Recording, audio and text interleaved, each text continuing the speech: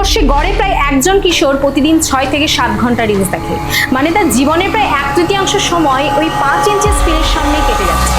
একটু থামো, এই সংখ্যাটা আর একবার ভাবো। মানে তুমি যদি এখন 15 বছর বয়সী হও আর এই অভ্যাস যদি তোমার 25 বছর বয়স পর্যন্ত চলতে থাকে, তাহলে এই 10 বছরের মধ্যে তুমি প্রায় 25,000 ঘন্টারও বেশি রিলস দেখবে।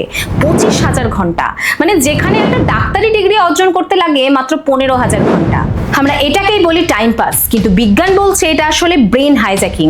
আজকে আমরা সেই অন্ধকার বিজ্ঞানের কথা বলবো যা কোটি কোটি ভারতীয় কিশোর কিশোরীর মস্তিষ্ককে প্রতিদিন চুরি করে নিচ্ছে এবং আমাদের পুরো একটা জেনারেশনকে আমাদের অজান্তেই পঙ্গু করে দিচ্ছে। তুমি হয়তো ভাবছো এটা তোমার সম্পর্কে নয়, তুমি কন্ট্রোলে আছো, কিন্তু এই ভিডিওটা আগে শেষ করো, তারপর সিদ্ধান্ত নিও। একটু ভাবো, তুমি কি কখনো রিলস দেখতে দেখতে হঠাৎ বুঝেছো যে প্রায় 2 ঘন্টা কেটে গেছে, কিন্তু তোমার মনে হচ্ছে মাত্র 10 মিনিট গেল?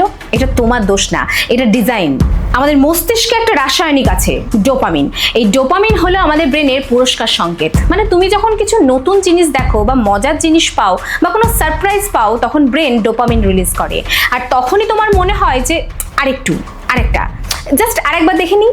এই অনুভূতিটাই মানুষকে টিকিয়ে রেখেছে লক্ষ লক্ষ বছর ধরে। মানে নতুন কিছু খোঁজো, শেখো এবং টিকে থাকো, এবং ডোপামিন হলো এই সিস্টেমের জ্বালানি। কিন্তু ইনস্টাগ্রাম, ইউটিউব শর্টস এবং ফেসবুক রিলস, এই প্ল্যাটফর্মগুলোর ইঞ্জিনিয়াররা এই সিস্টেমটাকেই হ্যাক করে নিয়েছে। পাবজি খেলতে খেলতে তুমি বারবার ক্রেট ওপেন করো কেন জানো? কারণ এখানে ভ্যারিয়েবল রিওয়ার্ড কাজ করে। কারণ তুমি জানো না যে পরের কেটে লিজেন্ডারি আইটেম পাবে না সে একই ডুপ্লিকেট আইটেম। এই না জানাটাই তোমাকে বারবার ইউসি খরচ করে ট্রাই করতে বাধ্য করে। 2-3 বার ভালো কিছু না পেলেও হঠাৎ একবার রেয়ার আইটেম ড্রপ করে, আর তখনই মনে হয় দেখলি আরেকটা খুললে হয়তো আবার কিছু ভালো পাবো। যদি প্রতিবারই লিজেন্ডারি আইটেম পেতে তাহলে গেম বোরিং হয়ে যেত, আবার কখনোই যদি কিছু না পেতে তাহলে তুমি অনেক আগেই কুইট করে ফেলতে। কিন্তু এই মাঝে মাঝে লাকি হওয়ার ব্যাপারটাই তোমাকে রাত জেগে ক্রেট খুলতে বাধ্য করে। রিলসও ঠিক সে একইভাবেই কাজ করে। মানে পরের ভিডিওটা বোরিং হবে না দুর্দান্ত হবে তুমি জানো না, আর এই না জানার ব্যাপারটাই তোমাকে বারবার স্ক্রল করতে বাধ্য করে। বিজ্ঞানের ভাষায় এটাকে বলা হয় স্লট মেশিন এফেক্ট, এবং ইনস্টাগ্রামের ইঞ্জিনিয়াররা এটা জেনে শুনেই তৈরি করেছেন। এটাই সমস্যার শুরু, কিন্তু শেষ নয়। রিলস আমাদের ব্রেনকে এত দ্রুত এত বেশি ডোপামিন দেয় যা প্রকৃতি থেকে পাওয়া সম্ভব নয়। পাহাড় দেখে আনন্দ পাওয়া বা বন্ধুদের সাথে হাসি আড্ডা দেওয়া এবং কোনো কঠিন অঙ্ক সমাধান করা, এসব থেকে যে ডোপামিন পাওয়া যায় তার রিলস কয়েক সেকেন্ডে সেটাকে ছাড়িয়ে যায়। এবং ফলাফল, তোমার ডোপামিন থ্রেশহোল্ড, মানে যে পরিমাণ উত্তেজনায় তুমি আনন্দ পাও সেটা বাড়তেই থাকে। এর ফলে বই পড়া, ক্লাস করা এবং সাধারণ কারোর সাথে কথা বলা, এগুলো অসহ্য রকমের বোরিং লাগতে শুরু করে, কারণ এগুলো তোমাকে রিলসের মতো প্রতি সেকেন্ডে হিট দিতে পারে না। তুমি আসক্ত হয়ে পড়ছো, শুধু পার্থক্য হলো এই আসক্তির বোতলের গায়ে বিনোদন লেখা আছে। এখন প্রশ্ন হলো, এই সমস্যা তো সারা বিশ্বের, আমরা আলাদা করে ভারতের কথা কেন বলছি? কিন্তু পরিসংখ্যান বলছে ভারত হলো বিশ্বের অন্যতম বৃহত্তম ডেটা কনজিউমার, এবং এই অবস্থায় আসার পেছনে একটা মুহূর্ত আছে, সেটা হলো 2016 সালে জিও রেভলিউশন। 2016 সালের আগে ইন্টারনেট ছিল বিলাসিতা, তারপর হঠাৎ করে সস্তা ডেটা চলে এলো সবার হাতে। যা এক সময় ছিল শহরের ধনীদের জিনিস, তা আজকে বেঁচে থাকার অক্সিজেন। গ্রামে হোক বা শহরে, বাচ্চার হাতে হোক বা বুড়োর হাতে, স্মার্টফোন আর ইন্টারনেট আজকে সবার কাছে পৌঁছে গেছে। কিন্তু এই সহজলভ্য ডেটা আমাদেরকে অজান্তেই ফাঁদে ফেলে দিয়েছে। বীরভূমের একটা গ্রাম, দক্ষিণ কলকাতার একটা ফ্ল্যাট, দুজন কিশোর, দুজনের পৃথিবী আলাদা, দুজনের স্বপ্ন আলাদা, কিন্তু ভঙ্গি একটাই, মাথা নিচু, আঙুল উপর নিচ এবং চোখ স্থির। এটাই হলো রিল অ্যাডিকশনের সবচেয়ে ভয়ের জায়গা। এটা বড় লোক গরিব মানে না, গ্রাম শহর মানে না, শুধু চায় একটা স্ক্রিন আর সস্তা ইন্টারনেট। অন্য দেশে সোশ্যাল মিডিয়া রেগুলেশন নিয়ে কাজ হচ্ছে এবং ডিজিটাল লিটারেসি নিয়ে স্কুলে পড়ানো হচ্ছে। আমেরিকায় কংগ্রেসে বিল উঠছে এবং ইউরোপে আইন হচ্ছে, কিন্তু আমাদের দেশে তার ছিটে ফোটাও নেই। ভারতবর্ষের এক বিশাল সংখ্যক কিশোর কিশোরী যারা হয়তো ঠিকঠাক ক্যারিয়ার গাইডেন্স পায় না, যাদের কাছে সুযোগ সীমিত এবং যারা পারিবারিক চাপে পিষ্ট, তাদের কাছে সোশ্যাল মিডিয়া রিলস হলো একটি অদ্ভুত পালানোর পথ। এই পালানোটাই এক ধরনের ফাঁদ, কারণ তুমি পালাতে পালাতে এমন এক জায়গায় গিয়ে উঠছো সেখান থেকে পালানোটা প্রায় অসম্ভব। আর তুমি যে সমস্যা থেকে পালাচ্ছিলে সেই সমস্যা কিন্তু রয়ে গেল, শুধু ওই সমস্যাটাকে সমাধান করার ক্ষমতা তোমার আর নেই। বিশ্বের বড় বড় টেক জায়ান্টদের কাছে ভারতের 140 কোটি মানুষ হচ্ছে একটা বিশাল বড় ডেটা সোর্স। তারা আমাদের মনোযোগকে কাজে লাগিয়ে কোটি কোটি টাকা কামাচ্ছে, আর বিনিময়ে আমরা কি পাচ্ছি? ওই 1 মিনিট পর পর বদলে যাওয়া কিছু অর্থহীন ভিডিও। আমরা কি সত্যি ডিজিটাল ইন্ডিয়া হচ্ছি, নাকি ডিজিটাল কনজিউমার হয়ে থেকে যাচ্ছি? এবং এখন আসছি সবচেয়ে ভয়ঙ্কর জায়গায়। এই অংশটাই মন দিয়ে শোনো, কারণ এটা কোনো স্ক্রিন টাইমের কথা নয়, এটা হচ্ছে তোমার মস্তিষ্ক মস্তিষ্কের ভেতরে কি হচ্ছে সেটা নিয়ে কথা। রিলস দেখা কি শুধু সময়ের অপচয়? বিজ্ঞান বলছে না, এটা আমাদের মস্তিষ্কের ফিজিক্যাল স্ট্রাকচার বা আক্ষরিক অর্থে গঠন বদলে দিচ্ছে। আমাদের মস্তিষ্কের সামনের অংশকে বলা হয় প্রিফ্রন্টাল কর্টেক্স। এই অংশের কাজ হলো সিদ্ধান্ত নেওয়া, আবেগ নিয়ন্ত্রণ করা, মনোযোগ দেওয়া এবং দীর্ঘমেয়াদী পরিকল্পনা করা।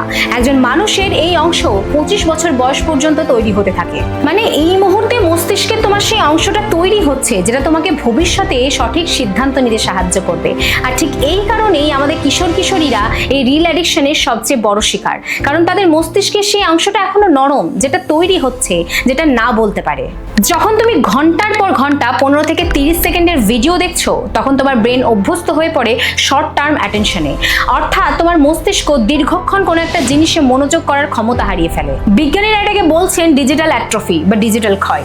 আচ্ছা, তুমি কি খেয়াল করেছো যে এখন কোনো 2 ঘন্টা সিনেমা দেখতে বসলে বারবার ফোন চেক করতে ইচ্ছা করে? বইয়ের 2টো পাতা পড়ার পরেই আমাদের মাথা কাজ করে না, বা ক্লাসে স্যার কথা বলছেন কিন্তু 5 মিনিট পর পর আমাদের মন চলে যাচ্ছে অন্য কোথাও। এটা কোনো কাকতালীয় ঘটনা নয়, এটা কোনো চরিত্রের দোষও নয়। তোমার ব্রেন এখন আর দীর্ঘ পরিশ্রম করতে চায় না, সে চায় প্রতি 30 সেকেন্ড অন্তর অন্তর নতুন রিওয়ার্ড, নতুন উত্তেজনা, আর সেটা না পেলেই তখন মস্তিষ্ক বিদ্রোহ করে। গবেষণা বলছে যে যারা দিনে 4 ঘন্টারও বেশি রিলস দেখে, তাদের ব্রেনের গ্রে ম্যাটার বা যে অংশ তথ্য প্রসেস করে এবং গভীর চিন্তা করে, সেটা সংকুচিত হতে থাকে। অর্থাৎ সোজা কথায়, আমরা হয়তো অনেক তথ্য দেখছি কিন্তু কোনো বিষয় নিয়ে গভীর চিন্তা করার ক্ষমতা হারিয়ে ফেলছি। আমরা হয়ে উঠেছি তথ্য ভিখারি, মানে যারা সবসময় নতুন ভিডিওর অপেক্ষায় থাকে কিন্তু কোনো কিছুই হজম করতে পারে না, কোনো কিছুই মনে রাখতে পারে না, বা কোনো কিছুতে মাথা খাটাতে পারে না। আমাকে একবার আমার বন্ধু বলেছিল যে জানিস, আমি প্রত্যেকদিন ঘুমোতে যাবার আগে একটা কথা ভাবি যে আজকে কি শিখলাম, কিন্তু মাথার মধ্যে না ওই রিলসের মিউজিক বাজতে থাকে, কিছুই মনে থাকে না।